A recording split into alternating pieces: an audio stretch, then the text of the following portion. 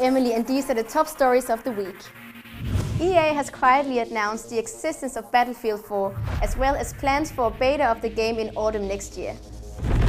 Pre-order the Medal of Honor Warfighter Limited Edition for access to the exclusive Battlefield 4 beta. The announcement came as part of a campaign for the upcoming Medal of Honor Warfighter.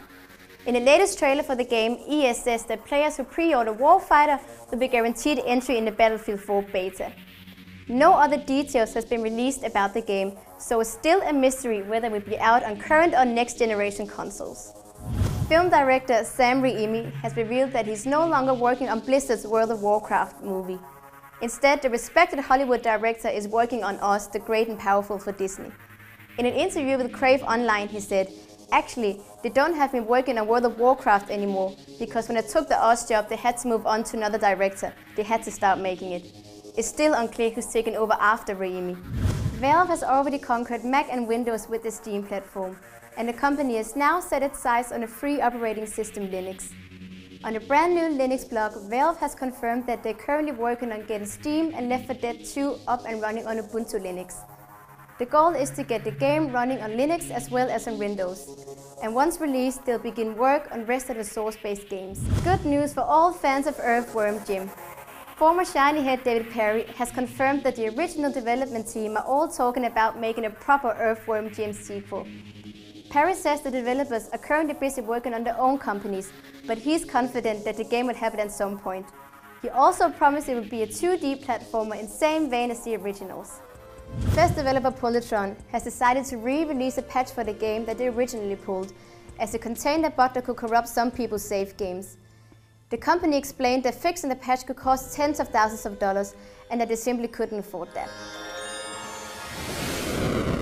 The save corruption bug affects less than 1% of all Fest players, and while the studios say they're sorry for having to play the numbers game, they believe that re-releasing the patch is the best option. And finally, recently GRTV caught up with former Infinity Ward man Robert Bowling to talk about his new studio and their project Human Elements. You can watch the whole interview on GRTV, but for now, here's his thoughts about the current state of game design. We live in an age of game design right now where we are not limited or restricted by the same things we had in the past on how we distribute games, how we design games, and what we're designing games for. Because in the past, we really were, mechanic focused. We're like, okay, we're making a shooter and a shooter for consoles or PCs, so we're talking about that mouse to computer interface. But really, we have so much more open to us nowadays because, we have things like smart glass technology. We have stuff like, mobile to TV interfaces that we can use in our design. So that's what I'm really focusing on and wanting to share with other designers is our approach to that multi-platform, multi-genre sort of design mentality of like, we're not designing for one genre anymore. Like what we're doing with Human Element, where the at-home PC console experience is that first-person survival experience. On mobile, it's completely different. It's not even the same genre. It's not even the same interface, because I believe that when you do multiple systems, there are ways that they can impact and engage with each other that, allow and make more games accessible to every game type. That was all I have for you this week. Have a nice weekend.